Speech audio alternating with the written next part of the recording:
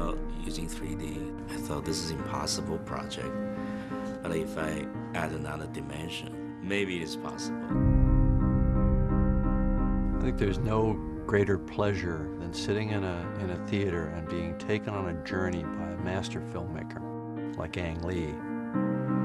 It was just such a magical vision. You feel wrapped in the story right from the beginning, and I think the 3D certainly contributes to that, but it's also just great filmmaking.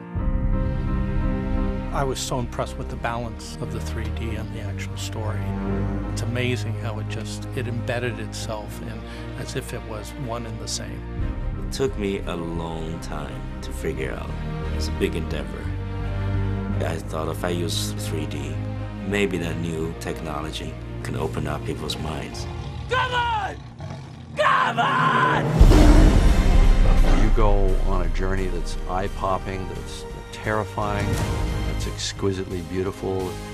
You know, so to me, it doesn't get any better than that. With Ang's movie, you connect so well.